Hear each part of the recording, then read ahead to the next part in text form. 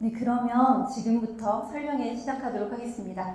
안녕하세요. 저는 대치 미래탐구에서 스카이 입문심층 면접을 담당하고 있는 임소민 컨설턴트입니다. 박수 안 쳐주셔도 괜찮습니다. 오늘 설명회는 크게 5개 파트로 나눠져 있는데 제가 어느 파트에서 어느 정도의 강도로 좀 말씀을 드릴지 지금 먼저 간단하게 안내드리고 넘어가도록 하겠습니다. 제 목표가 30분 안에 최대한 설명을 끝내고 그 뒤에 질문을 좀 많이 받으려고 해요. 그래서 앞에 부분은 좀 스피디하게 진행할 생각입니다. 사실 여기 계신 분들에게 제가 서울대, 연대, 고대 면접 해설해드려봤자 그거 아무 의미 없잖아요. 그쵸? 그래서 그런 부분들을 지금 제가 말씀드리는 거 한번 적어주세요. 구글에다가 뭐라고 검색을 하시면 되냐면 2025 그리고 뒤에는 땡땡 대학교라고 검색을 하시고 마지막에 선행학습 영향평가 결과 보고서 한 번만 더 말씀드리겠습니다. 2025 땡땡 대학교 검색하시고 뒤에다가 선행학습 영향평가 결과 보고서 라는 서류를 검색하시면 대학들이 각 기출문제에 대한 출제 의도와 문항 해설을 모두 올려두었어요. 그래서 저도 보통은 그 선행학습 영향평가 결과보고서에 나온 출제 의도를 보고 학생들에게 수업을 하기 때문에 만약 기출문제를 보고 와 이거 어떻게 풀지 하신다면 서울대, 연대, 고대 모두 다 그 학교별 자료를 한번 찾아보시면 굉장히 도움이 많이 되실 것 같습니다. 일단 오늘 제가 가장 중점적으로 말씀드리고자 하는 부분은 사실 1번입니다. 2025 학년도 그러니까 올해 대학에 입학한 아이들부터 서울대, 연대, 고대 3개 학교가 좀 기출 트렌드가 많이 바뀌었어요. 그래서 1번 파트에서 이 부분을 상세하게 설명드릴 예정이고 2번에서는 공통점 차이점은 조금 간략하게 말씀드리고 넘어가도록 하겠습니다. 그리고 3번 파트 대학별 면접 심층 분석 파트는 1번을 복습하는 부분이라 생각하고 들어주시면 훨씬 이해가 편하실 것 같습니다. 그리고 로드맵은 뒤에 나중에 읽어보셔도 괜찮아요. 그래서 4번 로드맵이나 5번 수업 안내에서는 조금 빨리빨리 지나가고 궁금한 점들 최대한 질문을 많이 받아보도록 하겠습니다. 그리고 제가 어떤 사람인지 좀 궁금하실 것 같아서 컨설턴트 소개에는 한 장 넣어놨어요. 근데 여기에서 당연히 서울대, 연대, 고대나 적어놓은 아이들 면접은 제가 다 지도한 친구들입니다. 그래서 생각보다 면접으로 합격생을 굉장히 많이 배출하고 있고 또 제 수업의 특징은 가장 많이 했던 수업이 3대 1이에요. 그 이상으로 인원이 많은 수업을 하지 않다가 올해 조금 방향을 바꿔서 5대1까지 많이 늘렸습니다. 그래서 소수정의 수업이라 애초에 학생 모수가 적은데 이 정도 합격생이 배출됐구나 하는 거 알아주시면 되고 또 사실은 합격한 애들이 더 있어요. 근데 이 친구들이 저한테 합격증을 안 보내줘서 인증할 수 있는 목록이 여기까지입니다. 네, 그러면 첫 번째 파트 시작하도록 하겠습니다. 먼저 2025 기출로 보는 스카이 입문 면접의 트렌드에 대해서 말씀드리도록 하겠습니다. 저희 당연히 서울대학교부터 먼저 봐야겠죠? 우리 자녀가 서울대에 쓴다 하는 분, 다 손 드실 거죠? 다 드실 거죠? 서울대 제가 자세하게 말씀드리겠습니다. 일단 서울대의 면접의 가장 큰 특징은 추가 질문이 굉장히 어렵습니다. 이게 서울대의 특징이에요. 연세대는 추가 질문이 나올 수가 없어요. 왜냐하면 녹화를 해서 그걸 나중에 평가위원들이 보는 면접이기 때문에 추가 질문이 나올 수가 없고 고려대학교는 대면 면접이기는 하지만 교수님들이 추가 질문을 하는 케이스가 거의 없습니다.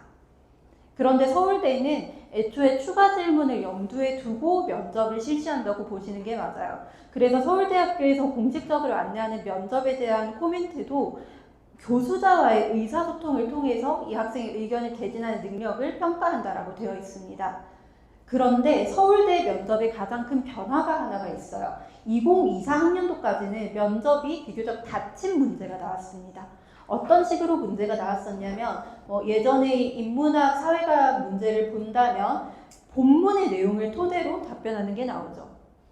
인문학 오전도 가에서 말한 것을 토대로 나와 다를 설명하라. 그리고 2번에서는 가의 혼종성이라는 것에 대해 설명하고 다른 학문 분야의 예시를 들어라. 이런 식으로 문제가 나옵니다. 정리를 하자면 본문을 내가 읽었던 내용을 토대로 약간의 확장만 필요로 하는 그런 문제였습니다. 4개가 다 마찬가지예요. 그런데 작년 서울대학교 기출을 보게 되면 나의 경험을 토대로 타당한 입장을 선정하여라 라는 문항이 출제됐습니다. 이게 어떤 변화라고 보셔야 되냐면 타당한 입장, 경험을 토대로 설명하라, 그리고 차이가 드러나는 사례를 설명하여라, 그리고 그 사회과학 2번에서도 각 집단의 대응 방안을 설명하여라, 이런 식으로 문제가 바뀌었다는 것은 서울대학교가 조금 더 개방형 질문으로 전환하고 있다고 보심이 맞습니다.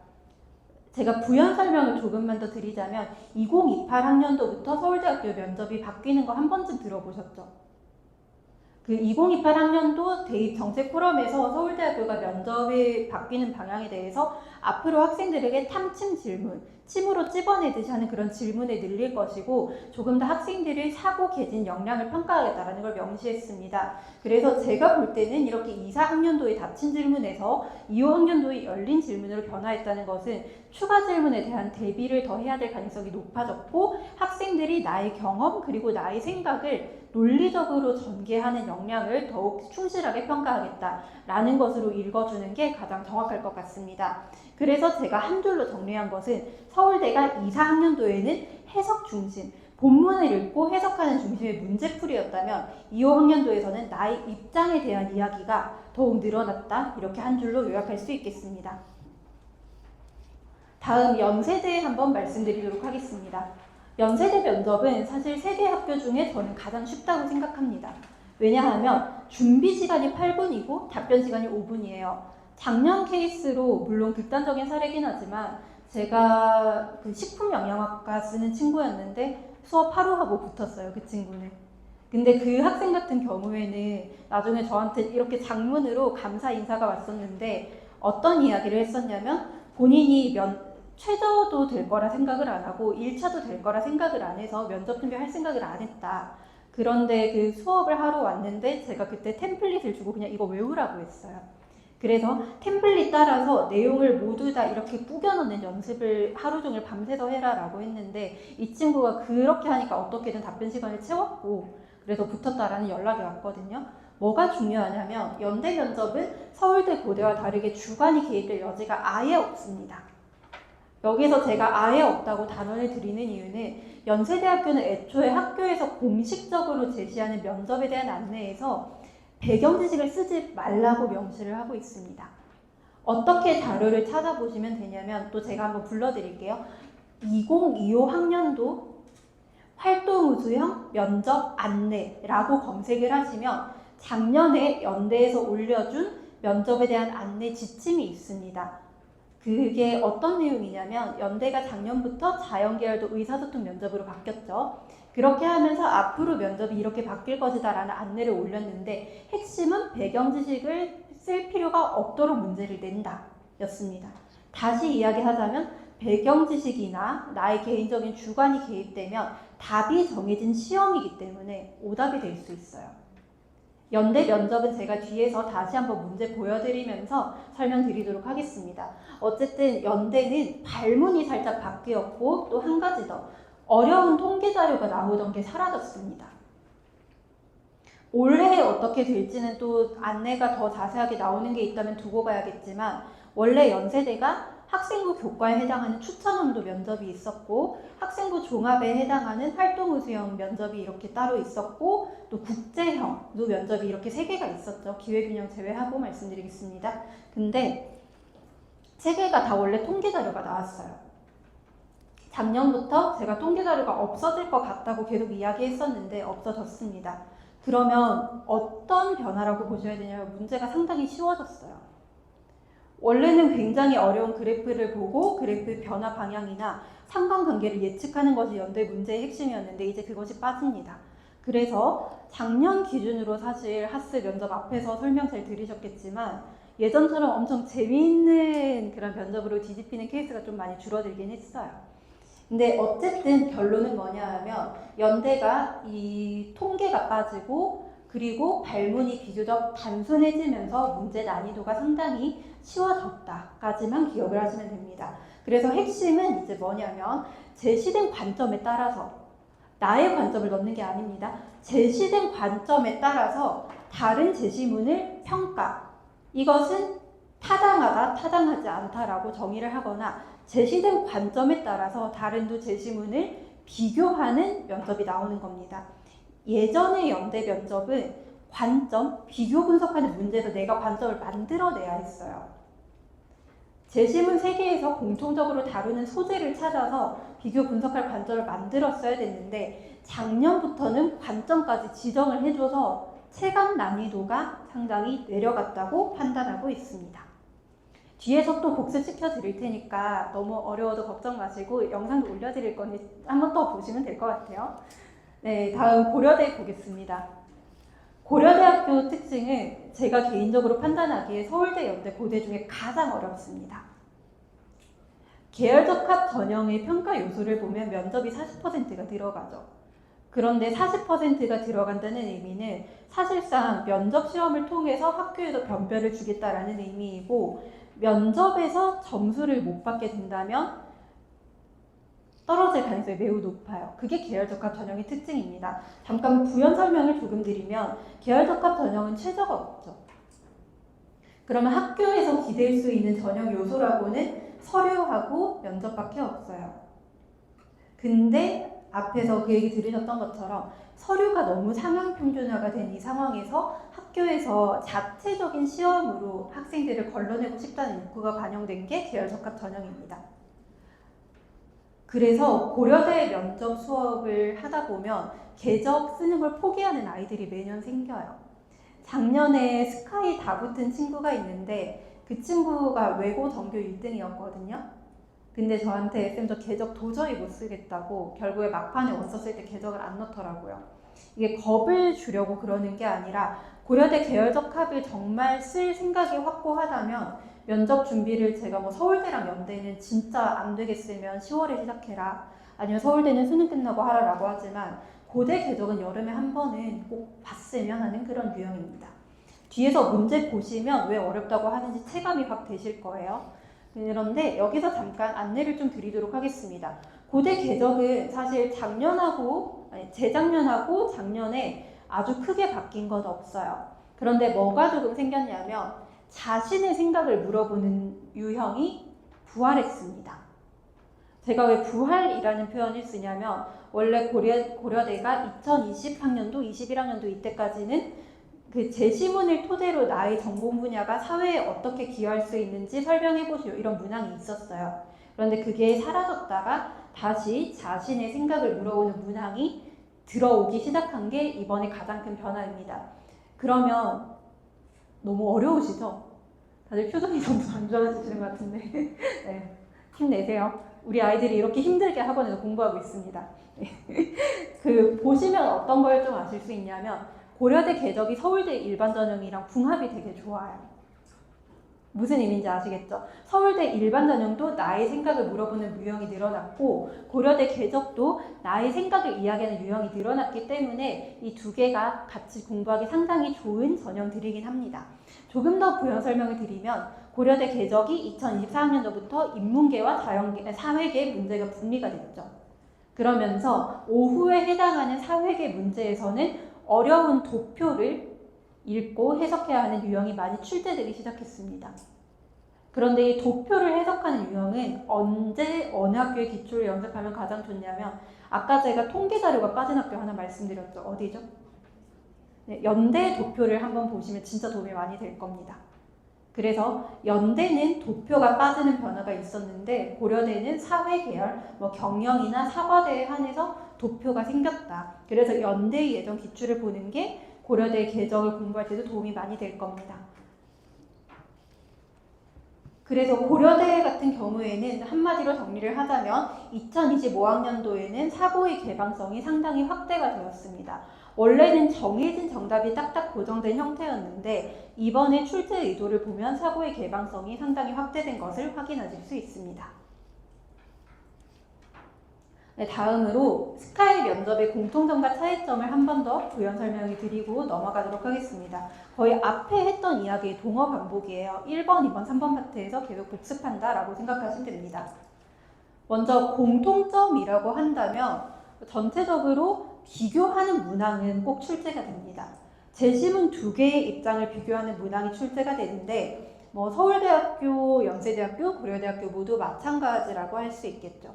그래서 옆에 정리한 공통점을 다시 보시면 비교 분석하는 문항에 적용한 문항이 출제되었다라는 게 핵심입니다. 하지만 앞에서 계속 말씀드렸던 것처럼 나의 견해를 이야기하는 건 서울대랑 고려대까지만 있습니다. 그리고 평가 방향이 뭐 이게 완벽하게 논술 같은 시험은 또 아니니까요. 그래서 완전히 닫힌 질문은 아니고 비교적 개방형 질문이긴 합니다. 뭐 예를 들어서 제가 앞에서 연세대 같은 경우에 답이 어느 정도 정해져 있다고 말씀드리긴 했지만 만약에 논리적인 흐름이 타당하다면 학교에서 이런 방향으로 서술했으면 좋겠다라고 하는 것과 약간은 핀트가 나가 있어도 감점이 막 시험처럼 그렇게 크진 않아요. 그래서 그 부분만 좀 염두에 두시면 되겠습니다. 그리고 연세대는 앞에서 계속 강조했듯이 개인적 의견이 조금 배제가 된다까지 기억을 해주시면 됩니다. 차이점으로 바로 넘어가 보겠습니다. 서울대 같은 경우에는 우리 학생이 쓰는 학과에 따라서 문제가 다른 건 다들 알고 계실 거예요. 그래서 뭐 30분 준비 시간이 있고 15분 답변 시간이 있는데 대체로 인문계열 학과를 쓰면 인문학, 사회과학 세트로 볼 것이고 경영, 농경제, 경제, 소비자 이런 데를 쓰면 사회과학에 수학까지 섞인 이런 세트 문제를 받게 될 겁니다.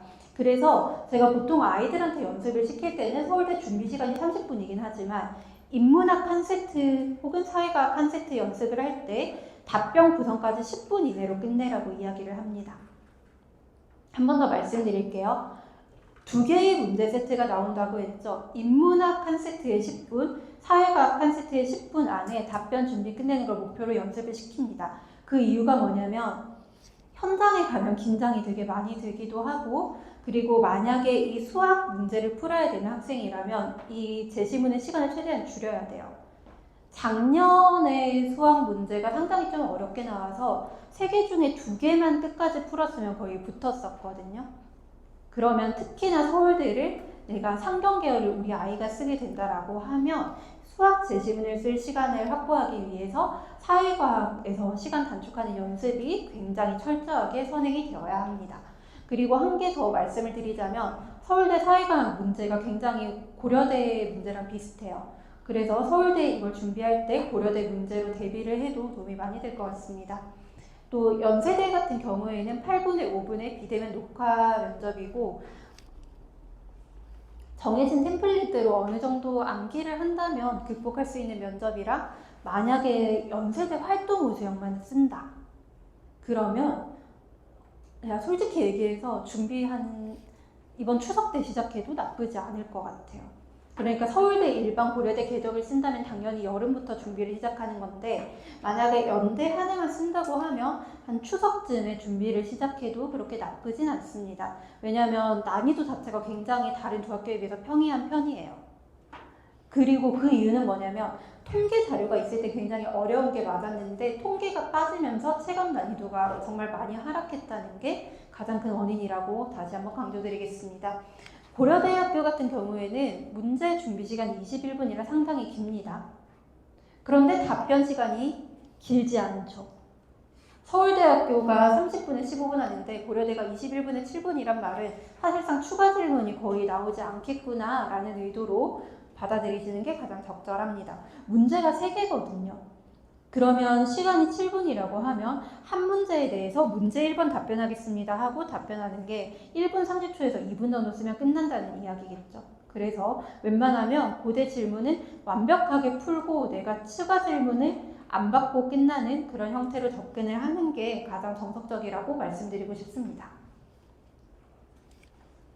네, 다음으로 대학별 면접 기출에 대해서 제가 분석을 좀 해드릴 거예요. 그런데 이쪽 파트는 문제에 대한 해설을 할 건 아니고 발문, 즉 문제에서 어떤 서술어를 썼는지를 보면서 이래서 앞에서 저 컨설턴트가 그렇게 설명을 했었구나 하는 걸 다시 한번 복습하는 시간으로 삼아주시면 좋겠습니다.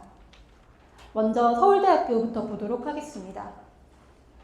서울대 면접에 대해서 제가 질문의 특징을 좀 정리를 해보았는데 제시문을 독해하고 사고를 전개하고 추가 질문을 받는 그런 구조입니다. 그런데 서울대 면접에서 가장 강조해야 되는 파트는 항상 내가 어떤 주장을 한다면 그에 대해 반대 입장에서 질문이 들어와요. 다시 한번 말씀드리겠습니다. 어떤 주장을 했다고 할 때 그에 대한 반대 입장을 설명하라고 하거나 아니면 왜 그렇게 생각했는지를 물어보는 형태의 질문이 들어올 가능성이 굉장히 높습니다. 그래서 왜 그렇게 생각하는가? 그렇다면 반대 사례는 같은 질문을 함으로써 추론이나 비판적 사고를 유도하는 것이 이 학교의 가장 큰 특징입니다. 그리고 추가적으로 좀 말씀을 드린다면 단순한 정답을 추론하는 것이 아니라 학생이 어떻게 논리를 전개하는지를 평가합니다. 이게 얘만 봐서는 감이 잘 안 오실 거예요. 뒤에서 제가 출제에도 다시 보여드리겠습니다. 그리고 예전에 한 2018학년도까지는 서울대가 영어제 시문을 낼 때가 있었는데 최근에 한 2019년부터 지금까지는 뭐 영어나 한자 같은 게 나온 적은 없으니까 그 부분에 대한 부담은 비교적 없는 편이긴 합니다. 서울대의 발문을 한번 보도록 할 텐데 보시면 앞에서 이야기했던 비교 분석 플러스 응용 혹은 비교 분석 플러스 나의 의견 제시라는 2단 구조가 작동하고 있는 걸 확인하실 수 있습니다. 먼저 첫 번째 문제를 보면 비교하여 설명하라. 그리고 어떤 입장이 타당하다고 생각하는지 밝혀라. 이렇게 2단 구조가 되어 있죠. 그래서 앞부분은 서울대, 연대, 고대가 거의 동일한 스타일로 면접을 하는데 이제 뒤에서 어떤 베리에이션을 주는가가 이 세 학교의 차이라는 거 다시 한번 말씀드리겠습니다. 그리고 두 번째 문제는 다음 글을 참고하여 가나다의 입장 차이가 역사 해석이라는 파트에서 어떻게 적용될 수 있는지를 설명하라 라는 문제입니다. 얘는 어떤 거냐면 이제 약간의 배경 지식이 들어가는 유형인데 뒤에서 실제 문제 또 보여드릴 거예요. 그리고 사회과학 문제도 보게 되면 얘는 연대와 유사하죠. 뭐뭐의 관점에서 나와 달을 비교하라 라고 하고 있습니다. 옆에다가 적어두시면 좋은데 2025 연세대 활동우수형 1번이랑 같은 문항입니다. 거의 같은 문항이라고 보시면 돼요. 그리고 문제 2번을 본다면 자기 실현적 예언의 속성을 고려할 때 어떤 노력을 할 수 있을지 세 집단을 골라 설명하시오 라고 되어 있는데 여기가 이제 학생이 자신이 알고 있던 것을 바탕으로 개진해야 하는 그런 문제입니다. 실제 문제 한번 보시겠습니다. 내용 같이 안 읽을 거예요. 나중에 읽어보시면 되는데 문제 1번에서는 비교 그리고 나의 생각 나오는 구조고 문제 2번에서는 이 글을 참고하되 구체적인 사례를 들라라고 했으니까 앞에서 말씀드렸듯이 배경 지식이 약간은 쓰인다까지 이해하시면 됩니다. 사회과학 문제 가기 전에 잠깐 출제 의도와 문항 해설 보여드리겠습니다. 이게 앞에서 말씀드렸던 선행학습 영향평가 결과보고서에 있는 내용입니다. 출제 의도를 보면 비판적 사고로 확장하는 응용력이라는 표현이 나오죠. 응용력이라는 게 서울대학교 핵심입니다. 단순하게 제시문만 읽고 끝내는 게 아니라 나의 경험 혹은 나의 생각과 연계할 수 있는 확장적 사고를 보는 게 이 학교의 핵심이라고 할 수 있겠습니다. 문제 2번도 마찬가지로 응용력이라는 것을 보고 있습니다. 다음 사회과학으로 넘어가겠습니다. 그 서울대의 사회과학 문제 같은 경우에는 딱 두 가지만 기억하시면 돼요. 먼저 첫 번째, 이 문제는 연대랑 비슷하다는 거. 연대 활동우수형과 문제 1번이 비슷하다고 말씀 한번 드렸습니다. 그리고 문제 2번은 속성을 고려할 때까지는 본문을 읽고 추론하는 게 맞지만 뒤에 나와 있는 거에서 뭔가 입장을 고르라는 건 본문에 없는 내용이에요. 그러니까 이 학생이 정상적으로 고등학교를 다녔고 뭔가 활동을 충실하게 했다면 이 정도 수준의 질문에는 자신의 생각을 가지고 대답할 수 있다라고 하는 것이 서울대학교의 스탠스입니다. 그런데 좀 이쪽 문제에선 주의해야 할 점이 있어요. 뭐가 있는지 보여드리겠습니다. 아까 제가 서울대학교 문제에 대해서 스쳐 지나가는 이야기로 양측의 입장을 봐야 된다거나 반대측은 어떻게 생각했을까를 봐야 된다라는 이야기를 했었죠. 그게 이 문항에서의 애초에 나와 있습니다. 여기 볼드 쳐둔 부분만 한번 같이 보실게요. 만약 답변자가 부두 죽음과 물가 안정 목표제 모두 자기 실현적 예언의 원리에 기반해 있다는 공통점만 지적하거나 혹은 뒤에 이렇게 단순한 대조에 머문다면 불충분한 답변이라고 할 수 있다. 라는 표현이 나옵니다. 이게 어떤 의미냐면 공통점만 지적했다면 추가 질문으로 그럼 차이점은 없나요? 라고 물어보겠죠, 서울대학교는. 그리고 만약에 단순한 대조만 했다면 다른 측면에서 볼 수는 없을까요? 라는 질문을 교수님들이 해주실 가능성이 높습니다. 근데 제일 좋은 건 애초에 처음부터 서울대학교는 양측의 입장을 봐야 된다라거나 공통점 차이점을 모두 봐야 된다라거나 긍정적 측면, 부정적 측면을 모두 봐야 한다. 이 정도의 머릿속에 사고 틀이 들어가 있다면 여기에서 낚이지 않아요. 그리고 제가 뒤에서 한 번 더 설명드릴 텐데 잠깐 미리 보기로 말씀드릴게요. 고려대 궤적이 이렇습니다. 너무 힘들죠? 죄송해요. 최대한 쉽게 설명하려고 하고 있는데 서울대 문제는 확실히 우리나라 최고의 대학이라 쉽지 않습니다. 그래서 결론을 정리하자면 서울대학교는 양측의 입장을 모두 말하지 않으면 불충분하다고 판단을 합니다. 그런데 고려대학교도 마찬가지다. 까지만 기억하시면 되겠습니다. 문제 2번도 마찬가지죠. 객관적 입장만을 고수해야 한다는 답변만을 제시하거나 이 속성을 활용하지 않은 채 상투적인 해결책이나 개인적 타원의 해결책만 제시하면 불충분하다 라고 애초에 명시하고 있습니다. 그래서 이 가이드라인에 따른다면 만약에 상투적인 해결책만 제시했다면 추가 질문을 받겠죠. 혹은 객관적 입장을 고수해야 한다라고 한다면 그게 가능할까요? 라는 질문을 받겠죠. 이게 무슨 이야기인지는 앞에 있는 제시문 한번 꼭 나중에 읽어보시면 좋겠습니다. 여기까지 서울대의 기출 특징을 다시 한번 요약을 하자면 무조건 양면적 입장에서 모두 들여다볼 수 있어야 된다라는 거 하나만 기억하시면 됩니다. 연세대는 훨씬 쉬워요. 자, 여기는 빨리빨리 넘기도록 하겠습니다. 연세대학교는 그냥 제시문 비교하는 거고 활동우수형과 국제형 문제가 사실상 거의 동일하기 때문에 연세대 화로 국제 문제 같이 그냥 대비하시면 됩니다. 넘어가 보면 확실히 서울대에 비해서 발문도 깔끔합니다. 이제 이거 제가 왜 서울대 인문학 1번하고 같다고 했는지 보이시죠? 뭐의 관점에서 비교하여 설명하시오라는 게 스카이에서 굉장히 좋아하는 면접 문항의 특징입니다. 어쨌든 이거 정도 기억하시면 되고 관점도 지정을 해주고 거기를 토대로 평가하거나 비교 분석하는 것이기 때문에 연대 면접은 비교적 정답이 정해져 있습니다. 문제도 훨씬 쉬운 편이라서 제가 잠깐만 보여드리고 넘어갈게요.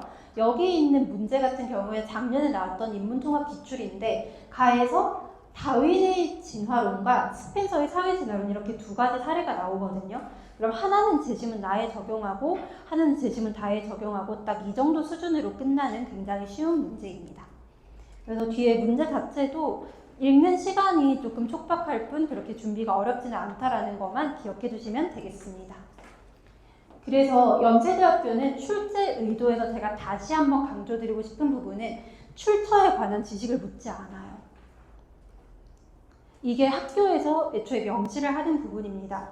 제시문의 출처에 관한 지식이나 배경 지식을 활용하지 않고 풀 수 있도록 안내를 하고 있고 제시문에 충실하지 않게 나의 배경 지식을 너무 많이 끌어와서 답변을 한다면 오히려 그것이 분석이 덜 되었다라고 판단을 합니다. 그래서 이 부분은 학교에서 애초에 선행학습 영향평가 결과보고서에서 명시한 부분이기 때문에 확실하게 기억을 해주시면 가장 좋을 것 같습니다. 뒤에 넘어가 보도록 할게요. 그리고 연세대학교 국제형 기출도 보시게 되면 수시에서는 이번에 제시문이 3개밖에 안 나왔어요. 원래 4개가 나오다가 3개가 나왔는데 아마 이런 기조로 좀 굳어지지 않을까 싶습니다. 여하튼 연대 국제형의 차이점이라고 한다면 활동우수형과 문제 스타일은 거의 비슷합니다. 왜냐하면 문제 1번에서 관점을 주죠.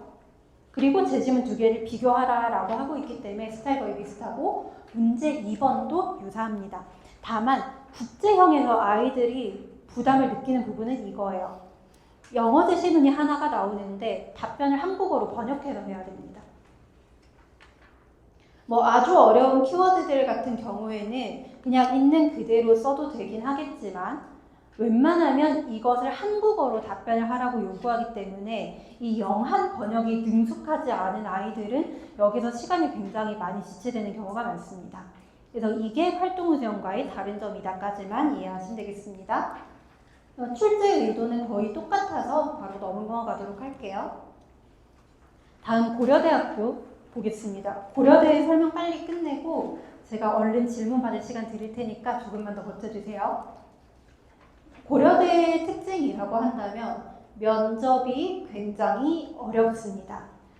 체감하는 난이도는 웬만한 학교의 논술 시험에 비견할 정도입니다.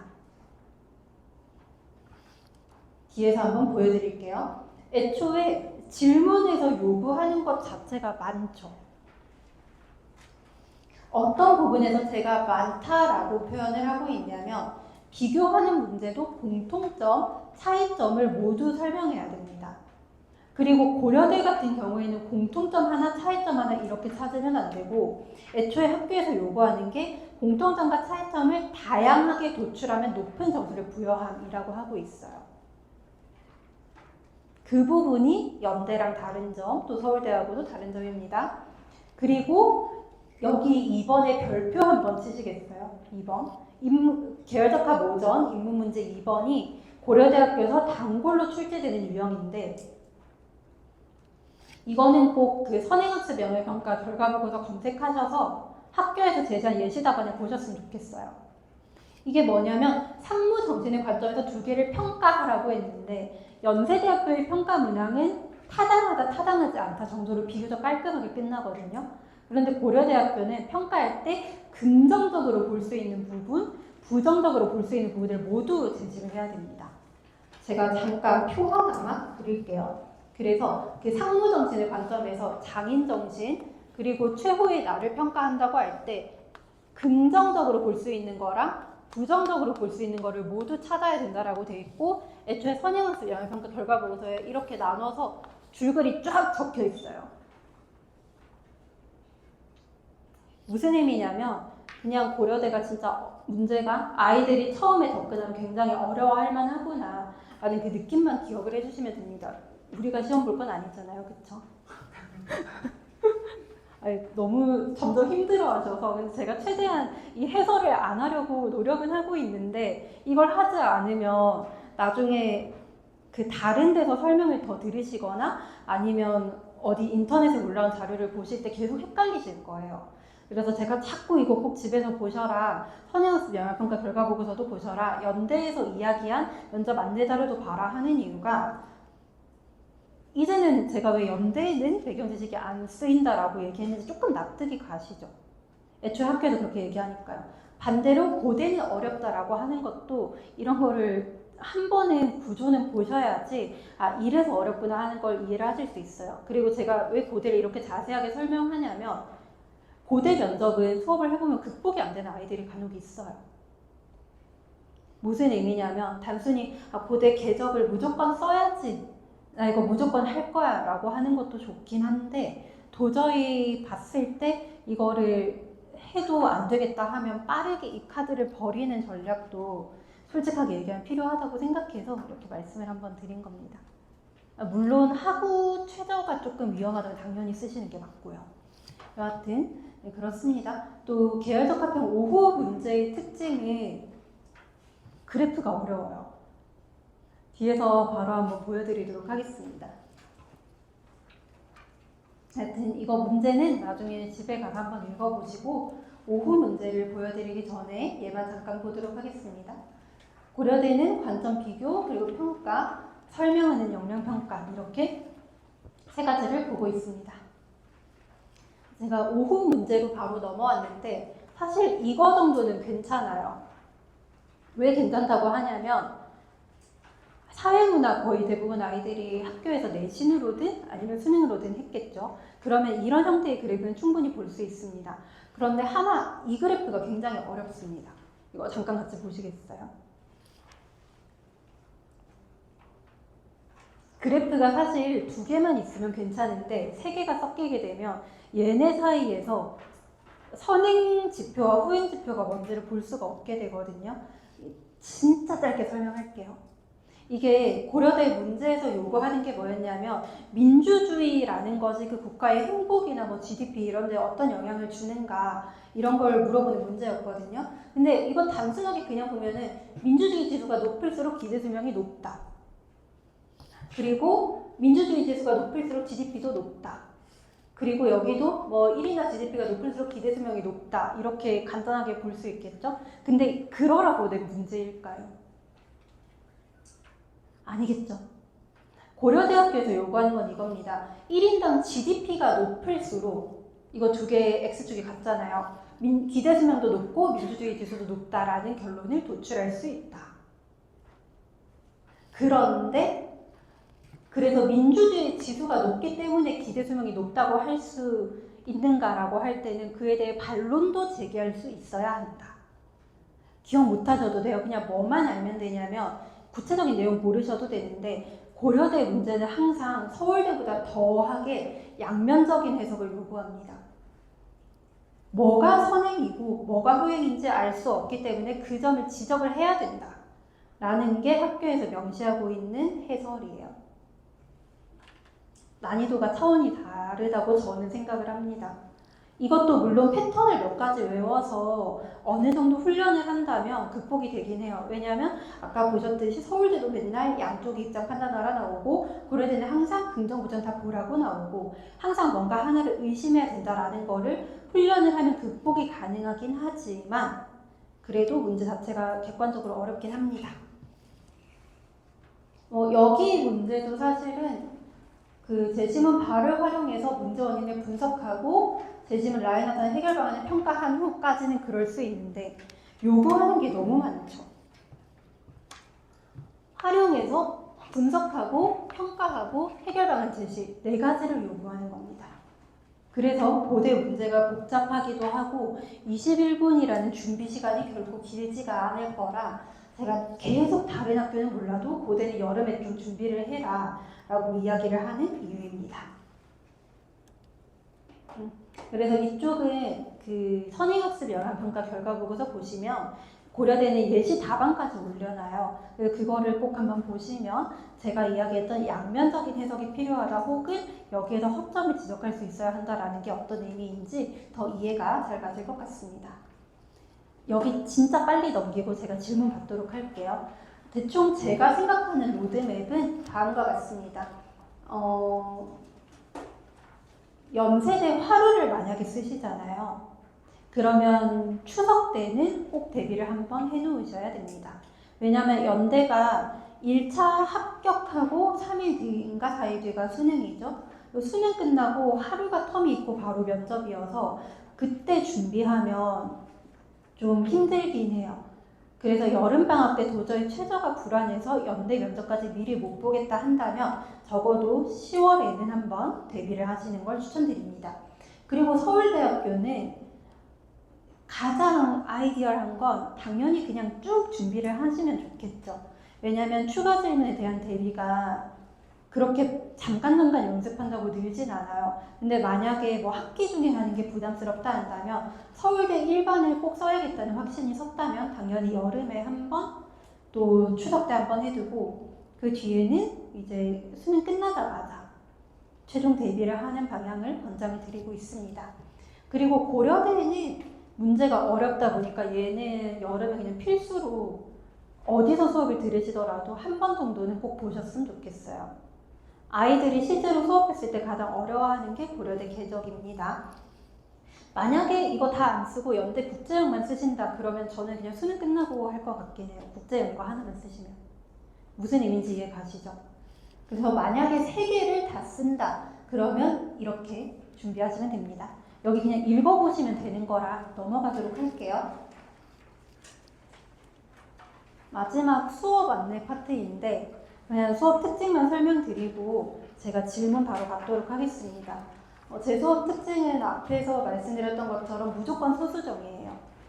이번에 인원을 조금 늘려볼까 해서 늘린 게 5명이라서 그냥 한 타임 수업을 할 때 모든 아이들이 실전에 준하는 답변을 최소한 2-3번 정도는 하도록 하는 구성을 취하고 있습니다.